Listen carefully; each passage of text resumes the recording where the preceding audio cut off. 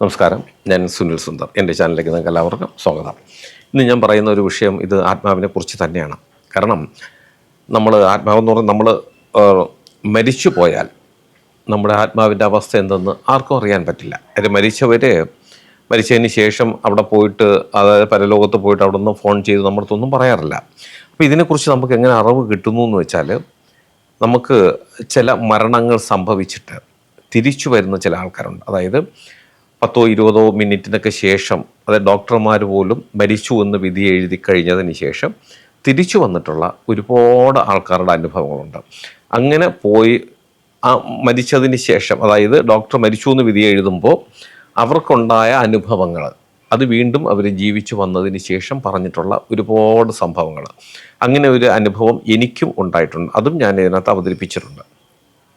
അതുപോലെ അപ്പം ഞാൻ ഈ ഒരു വിഷയം കൈകാര്യം ചെയ്യുന്നതായതുകൊണ്ട് ഈ ഇടയ്ക്ക് എന്നെ ഒരു യുവതി എന്നെ വിളിച്ചിരുന്നു. യുവതിയല്ല, ഇച്ചിരി പ്രായം ഉണ്ടെന്ന് തോന്നുന്നവർക്ക്. അവരെന്നെ വിളിച്ചു. അവർക്കുണ്ടായ ഒരു അനുഭവം എന്നോട് പറഞ്ഞു. അതിനെക്കുറിച്ചാണ് ഇന്ന് ഞാൻ പറയുന്നത്. കാരണം ഇത് പരലോകമുണ്ടെന്നും നമുക്ക് മരണമുണ്ടെന്നും മരിച്ചാൽ നമ്മുടെ ആത്മാവ് ഒരിക്കലും നശിക്കാതെ അത് പരലോകത്തേക്ക് പോകുന്നുണ്ട് എന്നുള്ളതിനും ഉത്തമമായിട്ടുള്ളൊരു ഒരു ഉദാഹരണമാണ് മരിച്ചിട്ട് വീണ്ടും ജീവിച്ചു വന്ന ഒരാളുടെ അനുഭവമാണ് ഇന്ന് ഞാൻ പറയുന്നത്.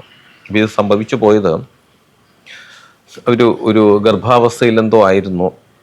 ആ സമയത്തിന് അവർക്ക് ഈ കൂടുതൽ രോഗ അവസ്ഥ വരികയും ഹോസ്പിറ്റലിൽ അഡ്മിറ്റായി. അങ്ങനെ ഒരു പെട്ടെന്നൊരു ഓപ്പറേഷൻ വേണ്ടി കുട്ടിയെ എന്തോ അവർ മരണപ്പെട്ടു എന്തോ ചെയ്തു. എന്തായാലും ഇവർക്കൊരു വലിയൊരു ഓപ്പറേഷൻ വരികയും, അങ്ങനെ ഓപ്പറേഷൻ ടേബിളിൽ ഇവരിങ്ങനെ ഓപ്പറേഷൻ ചെയ്തുകൊണ്ടിരിക്കുകയാണ് ഡോക്ടർമാർ. അപ്പം ഇവർക്ക് ഉള്ളിൽ നല്ല വേദന ഇവർക്കറിയാം. നല്ല കീറുമുറുക്കിയല്ല, നല്ല വേദന. അങ്ങനെ വേദന കൂടി ഇവർ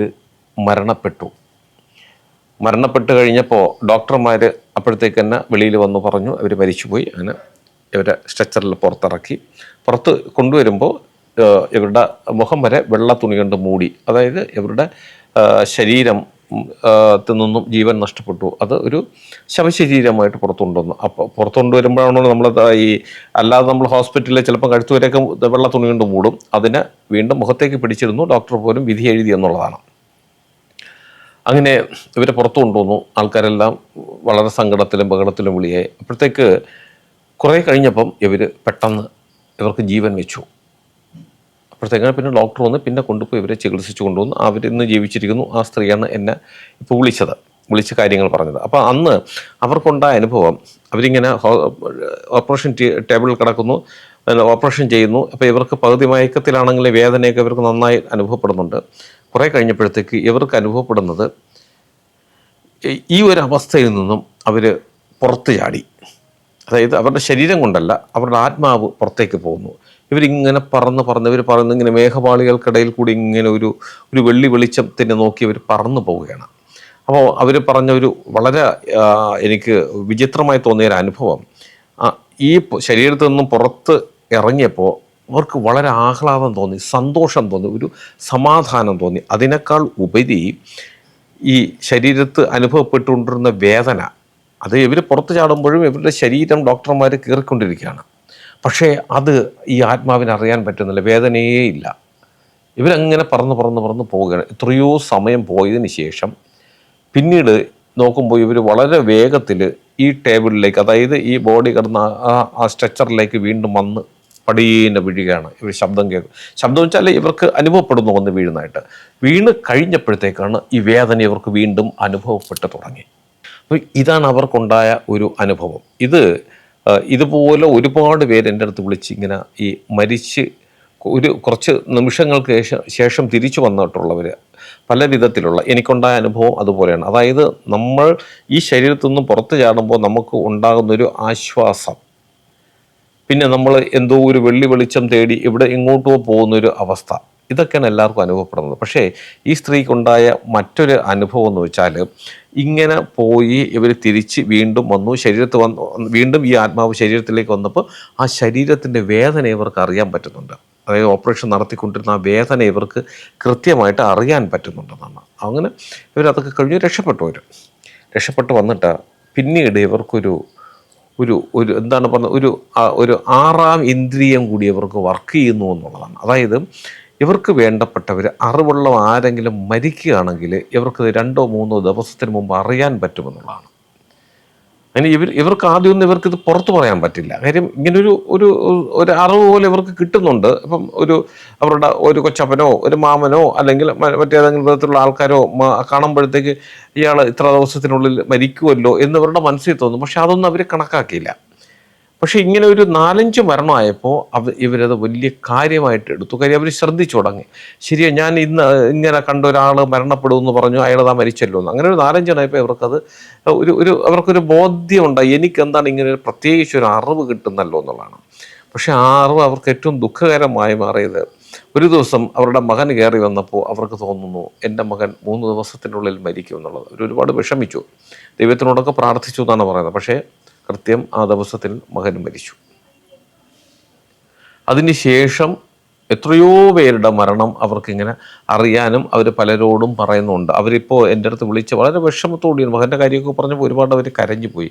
എന്തുകൊണ്ടാണ് ഇങ്ങനെ എനിക്ക് സംഭവിക്കുക, എനിക്കിതെല്ലാം അറിയാൻ പറ്റുന്നത്. അപ്പം നമ്മൾ കേട്ടുകൊണ്ടിരുന്ന പലരും ചിന്തിക്കും, ഇങ്ങനെയൊക്കെ അറിവ് എനിക്ക് കിട്ടിയിരുന്നെങ്കിൽ എനിക്കൊന്ന് ആളാകാമായിരുന്നു എന്നൊക്കെ ചിന്തിക്കും. പക്ഷെ അറിവ് കിട്ടിയവർ അവരിന്ന് നീറിപ്പോകുകയാണ്. കാര്യം ഇതവർക്ക് നേരത്തെ അറിയാൻ പറ്റുന്നുണ്ട്. അവർക്ക് പ്രിയപ്പെട്ട ഒരാൾ മരിക്കാൻ പോകുന്നതിനെ കുറിച്ചുള്ള ഒരു അറിവ്, എല്ലാവരുടെയും കാര്യമല്ല, അവരുടെ പ്രിയപ്പെട്ടവരുടെ അറിവ് മരിക്കാൻ പോകുന്നു എന്നുണ്ടെങ്കിൽ ആ അറിവ് അവർക്ക് നേരത്തെ അറിയാൻ പറ്റുന്നുണ്ട്. അവരുടെ ഒരു 6ാം ഇന്ദ്രിയമായിട്ട് നമുക്ക് അതിനെ കണക്കാക്കാം. അങ്ങനെ എന്നോട് വിളിച്ച് സംസാരിച്ചു. ഇതൊരു വിചിത്രമായ അനുഭവമായിട്ടാണ് തോന്നിയത്. കാരണം ഇങ്ങനെ പോയി തിരിച്ചു വന്ന ഒരുപാട് പേരുണ്ട്. അവർക്കിങ്ങനെ ഒരുപാട് അതിനുശേഷം ഇങ്ങനെ മരണത്തിലേക്ക് പോയിട്ട് തിരിച്ചു വന്ന് പിന്നീടുള്ള ജീവിതത്തിൽ അവർക്ക് പല വിധത്തിലുള്ള ഏതെങ്കിലും ഒരു കഴിവ് അവർക്ക് കിട്ടുന്നത്. ഞാൻ ഇതിനെ കുറിച്ചൊരു വീഡിയോ ചെയ്തിട്ടുണ്ട്. അതിൽ ഒരുപാട് കാര്യങ്ങൾ, കാര്യം അന്ന് വരെ അവർ പഠിച്ചിട്ടില്ലാത്ത ഭാഷകളോ അല്ലെങ്കിൽ പദങ്ങളോ അല്ലെങ്കിൽ അറിവുകളോ ഒക്കെ അവരുടെ മനസ്സിലേക്ക് കയറി വരുന്നതായിട്ടും ഒക്കെ ഒരുപാട് അനുഭവങ്ങളുണ്ട്. അതുപോലെ ഈ സ്ത്രീക്ക് ഇവർക്ക് കിട്ടിയ ഒരു അനുഭവം എന്ന് പറഞ്ഞാൽ, അവർക്ക് പ്രിയപ്പെട്ടവരാരെങ്കിലും മരിക്കുമെന്നുണ്ടെങ്കിൽ 2-3 ദിവസത്തിന് മുന്നേ തന്നെ അവർക്ക് ഇങ്ങനെ ഒരു അറിവ് കിട്ടുന്നു എന്നുള്ളതാണ്. ഞാൻ പറഞ്ഞു വന്ന് ഇതെല്ലാം നമ്മുടെ ചുറ്റുപാടും നമ്മുടെ മനുഷ്യരുടെ ഇടയ്ക്ക് നടക്കുന്ന ചില കാര്യങ്ങളാണ്. ഇത് എല്ലാവർക്കും അനുഭവപ്പെടണം എന്നില്ല. അപൂർവങ്ങളായി ഇങ്ങനെയുള്ള സംഭവങ്ങൾ അത് പലർക്കും അനുഭവപ്പെടാറുണ്ട്. അപ്പോൾ ഇതൊന്നും നമ്മൾ വിശ്വസിക്കാതിരിക്കാൻ പറ്റുന്നില്ല. ഞാനിത് നിങ്ങളോട് ഇന്നിപ്പോൾ പറഞ്ഞ കാര്യം, നമ്മുടെ ഈ ഭൂമിയിലെ ജീവിതവും അതിനുശേഷം നമ്മുടെ ആത്മാവിന് മരണാനന്തര നമ്മുടെ ആത്മാവ് അത് ജീവിച്ചിരിക്കുന്നു, അതിനും ഒരു ജീവിതം ഉണ്ട് എന്ന് മനസ്സിലാക്കാൻ വേണ്ടിയിട്ടാണ്. അങ്ങനെയുള്ള തെളിവുകൾ, ഇതൊക്കെയാണ് നമുക്ക് കിട്ടുന്ന തെളിവുകൾ. അതൊന്നും നമുക്ക് ഇല്ല എന്ന് പറയാൻ പറ്റുന്നില്ല. കാരണം അങ്ങനെ പോയി വന്നവരിൽ പിന്നീടുണ്ടാകുന്ന ചില കഴിവുകൾ അത് നമ്മൾ നേരിട്ട് കണ്ടാലേ അതിനെക്കുറിച്ച് നമുക്ക് മനസ്സിലാക്കാൻ പറ്റൂ. അത് അറിയാത്തവർ ഇല്ലെങ്കിൽ അതിനെക്കുറിച്ചൊന്നും അത്രയും കാര്യമായി എടുക്കാത്തവരാണ് ഇതിൽ വിശ്വസിക്കാത്തവർ. അപ്പം വിശ്വസിക്കാത്തവരോട് നിൽക്കട്ടെ, വിശ്വസിക്കുന്നവരെ കുറിച്ചാണ്, അവർക്ക് വേണ്ടിയിട്ടാണ് ഞാൻ എൻ്റെ ചാനൽ പോലും ഞാൻ നടത്തുന്നത്. അപ്പം ഇതൊന്നും കേട്ട് നമ്മൾ ഭയപ്പെടാനോ ഒന്നുമല്ല. നമ്മുടെ മരണശേഷം ഇങ്ങനൊരു ജീവിതമുണ്ട്, അത് നമുക്ക് പലവിധ ജീവിച്ചിരിക്കുന്ന തെളിവുകൾ, ഞാനും അങ്ങനെ ഒരു ജീവിച്ചിരിക്കുന്ന തെളിവാണ്. എനിക്കും ഉണ്ടായ അനുഭവത്തെക്കുറിച്ച് ഞാൻ ഇങ്ങനെ ഒരു എപ്പിസോഡ് ചെയ്തിട്ടുണ്ട്. അതിനുശേഷം എനിക്കും ഈ പറഞ്ഞ കണക്ക് എനിക്കുണ്ടായ അറിവുകൾ അത് ഉണ്ടോ എന്ന് ചോദിച്ചാൽ തീർച്ചയായിട്ടും എനിക്കും അതിന് ശേഷം ഒരുപാട് വ്യത്യാസം എൻ്റെ അറിവിൽ, അല്ലെങ്കിൽ എൻ്റെ മുന്നിൽ വന്നിരിക്കുന്നവരുടെ കാര്യങ്ങൾ, ഞാനത് പ്രവചിക്കുമ്പോൾ ഉണ്ടാകുന്ന ചില പഴയതിനേക്കാളും ഉണ്ടാകുന്ന ചില വ്യത്യാസങ്ങൾ, നല്ല ചില അനുഭവങ്ങൾ എനിക്കും അനുഭവപ്പെട്ട് തുടങ്ങിയിട്ടുണ്ട്. എനിക്കിപ്പോൾ ഒരു 5-6 മാസമേ ആയുള്ളൂ അങ്ങനൊരു അവസ്ഥ വന്നിട്ട്. പക്ഷെ എന്തായാലും ഒരു മരണമോ കാര്യങ്ങളോ ഒന്നും എനിക്ക് പ്രവചിക്കാൻ പറ്റുന്നില്ല. പക്ഷെ വന്നിരിക്കുന്നവരുടെ മനസ്സ് കുറച്ചുകൂടി വളരെ വേഗത്തിൽ വായിക്കുവാൻ അങ്ങനെ ഒരു അറിവ് എനിക്കും കിട്ടിയിട്ടുണ്ട് എന്നുള്ളതാണ് ഒരു സത്യം. അപ്പം ഇങ്ങനെ പോയി വരുന്നവർക്ക് ഉണ്ടാകുന്ന അനുഭവങ്ങൾ അത് നമ്മൾ മനസ്സിലാക്കുക. മരണാനന്തര ജീവിതമുണ്ടെന്ന് നമുക്ക് മറ്റുള്ളവർക്ക് പറഞ്ഞു മനസ്സിലാക്കി കൊടുക്കാൻ പറ്റുന്ന, അല്ലെങ്കിൽ ഇപ്പം ഞാനിരിക്കുന്നു, അല്ലെങ്കിൽ ഇത് കേട്ടുകൊണ്ടിരിക്കുന്നു, താങ്കൾ മരിച്ചു കഴിഞ്ഞാൽ താങ്കൾക്കും ഇങ്ങനൊരു ജീവിതമുണ്ടെന്നും, അങ്ങനെ നമ്മൾ ആ ഒരു ജീവിതത്തിലേക്ക് കടക്കുമ്പോൾ നമുക്ക് അവിടെയും ബുദ്ധിമുട്ടുകൾ ഉണ്ടാകാതിരിക്കുക നമ്മൾ ചെയ്യേണ്ടുന്ന സൽക്കർമ്മങ്ങളെക്കുറിച്ചുകൂടി നമ്മൾ മനസ്സിലാക്കണം. കാര്യം മരണാനന്തര ജീവിതവും നമ്മൾ അങ്ങനെ ഒരു ആത്മാവിന് ഉണ്ടെന്നും അങ്ങനെ ഒരു ജീവിതം ഉണ്ടെന്നും വിശ്വസിക്കുന്നുണ്ടെങ്കിൽ അവിടെയും എല്ലാവർക്കും സുഖമല്ല, അവിടെയും സുഖവും ദുഃഖവും ഉണ്ടെന്ന് മനസ്സിലാക്കുക. അവിടെ നമുക്ക് ദുഃഖങ്ങൾ മാറി സുഖകരമായിട്ടൊരു ജീവിതം കിട്ടണമെന്നുണ്ടെങ്കിൽ നമ്മളിപ്പോൾ ശരീരത്തോട് ജീവിച്ചിരിക്കുമ്പോൾ നമ്മൾ ചെയ്യേണ്ടുന്ന നല്ല കർമ്മങ്ങളെക്കുറിച്ച് മറ്റുള്ളവരെ വിഷമിപ്പിക്കാതെയും പറ്റിക്കാതെയും തട്ടിക്കാതെയൊക്കെ നമ്മൾ ജീവിച്ച് മുന്നോട്ട് പോയാൽ അവിടെയും നമുക്ക് നല്ലൊരു ജീവിതം കിട്ടും. ഇല്ലാതെ മരിച്ചു കഴിഞ്ഞാൽ ഒന്നും അറിയണ്ട, നമുക്ക് പിന്നെ ഒരു ബോധവുമില്ല എന്നൊരു ചിന്ത വേണ്ട എന്നുള്ളത് തന്നെയാണ് ഈ ചില അനുഭവങ്ങളിൽ നിന്നും ഇത് വിശ്വസിക്കുന്നവർക്ക് മനസ്സിലാക്കാൻ പറ്റുന്നത്. ഞാൻ ഈ പറഞ്ഞ ആ അനുഭവം നിങ്ങൾക്ക് എല്ലാവർക്കും ഉപകാരപ്രദമാകട്ടെ. നിങ്ങൾക്ക് ജ്യോതിഷപരമായോ വാസ്തുപരമായോ എന്തെങ്കിലും കാര്യങ്ങൾ അറിയണം, അത് ഞാൻ പറഞ്ഞാൽ മതി എന്നുണ്ടെങ്കിൽ ഇപ്പോൾ ഈ സ്ക്രീനിൽ എഴുതി കാണിക്കുന്നതിൻ്റെ ഓഫീസിലെ ഓൺലൈൻ ബുക്കിംഗ് നമ്പറാണ്. ഈ നമ്പറിലേക്ക് വിളിച്ചോളൂ.